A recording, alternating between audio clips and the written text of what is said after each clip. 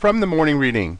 Looking at analogs of the past 3 months has triggered 26 historical precedents that showed a high positive correlation to our current market environment. On average, those precedents saw stocks test their initial low in the coming months before resuming an overall upward bias. Adding to the extreme and unusual divergences we've seen between the S&P 500 and the market, Thursday saw the S&P rise less than 0.25%, yet the percentage of volume flowing into stocks that were up on the day exceeded 70%. It's the first time in 3 years we've seen this kind of buying interest behind the scenes.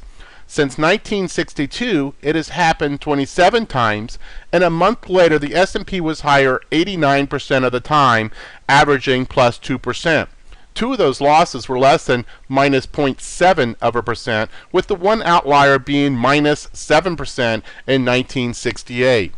Hello, this is Stephen Harris, a head trader from Falcon Global, where we model best practices for investors, traders, and day traders from entry to exit every trading day. In this daily video, I provide my opinion and insights of current market trends, market timing, volatility, and hedge risk levels for the upcoming day for the key U.S. financial markets. It is 7:05 a.m. Central Time, and I'm recording this in preparation for market day of September the 4th, 2015. Full disclaimers are at the end of the video, but be aware that this is for educational purposes only, and only you are responsible for the investing or trading decisions that you make. So let's dive on into our overnight action. We had some weakness. And indeed, the S&P is down a full 1% at the time of this cut, as is the NASDAQ and the Dow.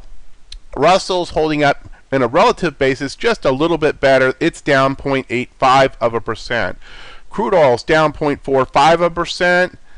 Euro is up about 0.25%. Bonds up about 0.5%, and gold down just fractionally. And overseas action, notice that on China here, this has a date of 9/2. That market is still closed and will not reopen until Sunday, so this number is not from last night's overnight. On Hong Kong, it would appear that that market opened back up, and it was down about 0.5%. Japan down over 2%, United Kingdom down about 1.6%, and Germany down about 2%. So quite a bit of weakness coming in from all corners on the overnight action. In terms of macroeconomic reports, obviously the big one, the monthly unemployment report, probably one of the 4 most important macroeconomic reports in the entire monthly cycle. That is before the market opens this morning in actually in about 25 minutes. In addition to that, you have, let's see, what else was there? I think that's it. Yep, that's it for, you do have this FOMC member Lacker speaking right now. In fact, he'll start speaking in about 3 minutes. So that's the other thing I was looking for. In terms of volatility, yesterday was less than a standard deviation move. And actually, yesterday's candle was really quite interesting. You had a situation, look at that. I mean, that's as perfect a doji as it gets. And but also look at the size of the tails and look at the distribution pattern of the tails. So let's zero in on this action right now. So we've had really kind of classic candlestick behavior here in the last couple weeks. You had this breakthrough and waterfall. Obviously, this now painted a nice 3-candle reversal pattern, but then you also had a nice 3-candle reversal pattern on the retracement. This was the 50% retracement.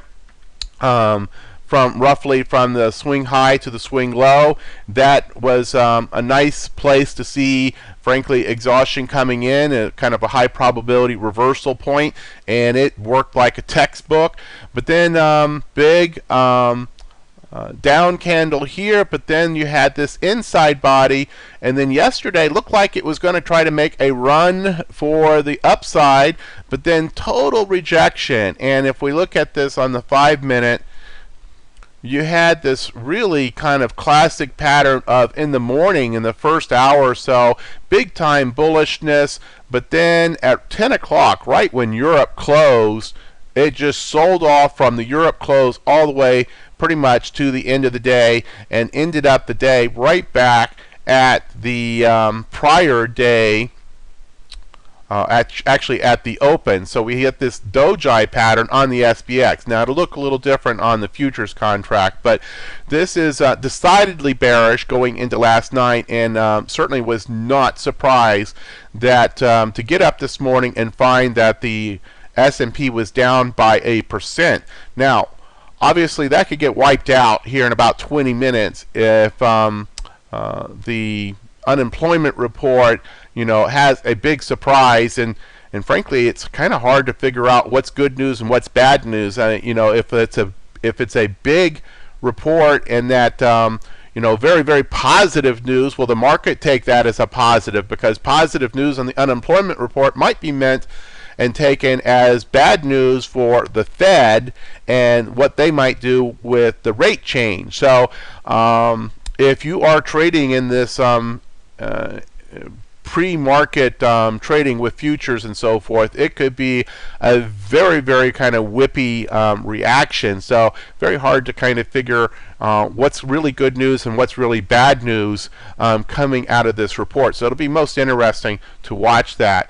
By the way, real quick, the others, here's the Russell, also decidedly bearish candle yesterday. NASDAQ, even more bearish than the S&P and the Russell. And then the Dow Jones looked very much like the S&P. So there you go there. So let's get back to our market condition. So our IV percentiles really very much in the middle of the pack, 49, 47, 50, 59. While this is significantly higher than we would have expected 3 weeks ago, certainly is kind of middle of the pack for the annual range. Now obviously in terms of standard deviation moves, we continue to see elevated levels of volatility, though it is starting to ebb off of some of the worst of the worst. I mean, these 3 standard deviation moves are starting to become more than a couple weeks away, but there's still plenty of 2 standard deviation moves here, and those are extraordinary in their own right. So let's not get complacent by any means. Skew still over 125, short-term VIX still right around a 24. These numbers have been coming down a little bit. I mean, obviously they're not 30s and 40s and even 50s, but this is still very, very elevated from normal kind of trading conditions, and certainly not meant to be complacent whatsoever.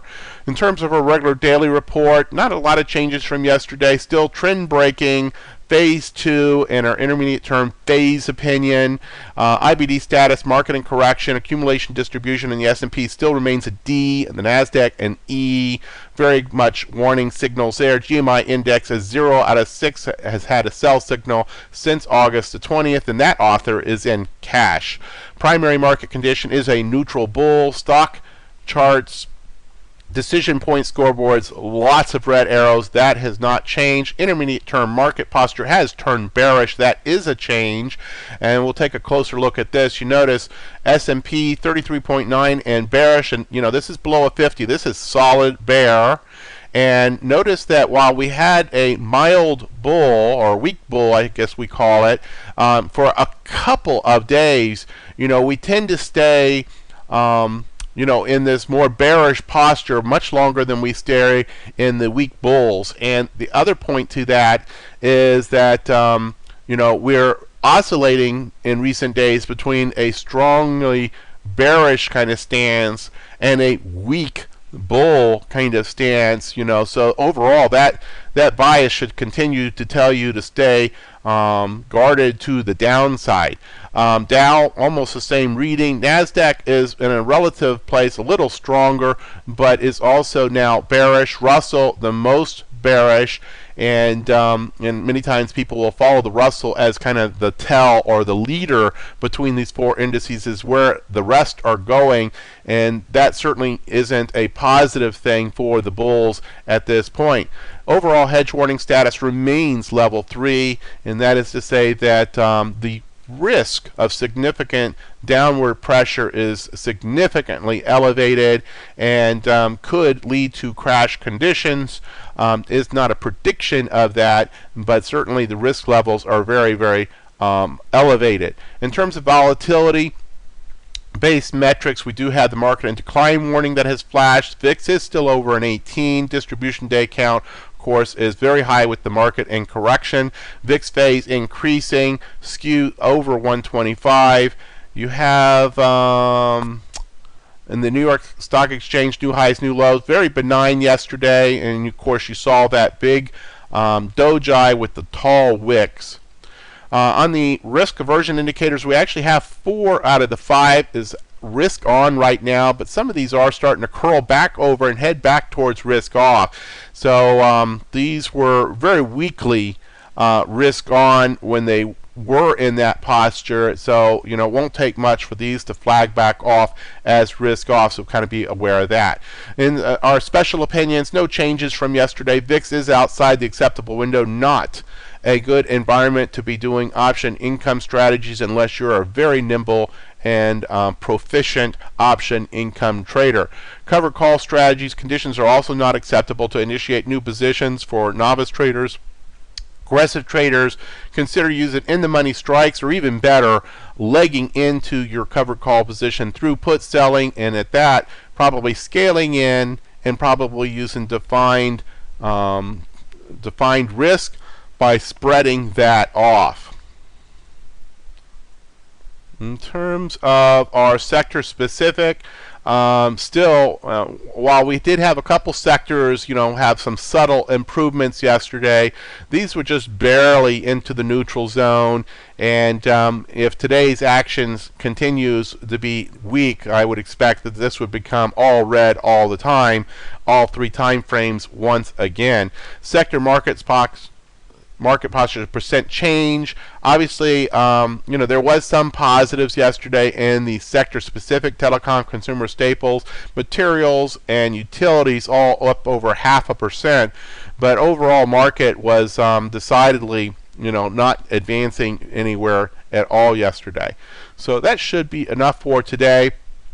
We have, of course, the 3-day weekend coming in for the U.S. markets with the Labor Day weekend. So there will be, in addition to today's unemployment report, which is released in just 15 minutes, there will be a decidedly likely reluctance to carry swing positions and intraday positions of any type into this 3-day weekend, given the kinds of risks that we've had in recent markets. So China will be opening back up Sunday for the first time in several days, and so that could probably be a tell as to where the rest of the markets open up on Monday in Europe and so forth. But then you won't be able to easily do anything about it with your own trading until Tuesday. So not a great situation for many very short-term traders. So kind of keep that in mind. We could see some pretty whippy action going into the close as people flatten their positions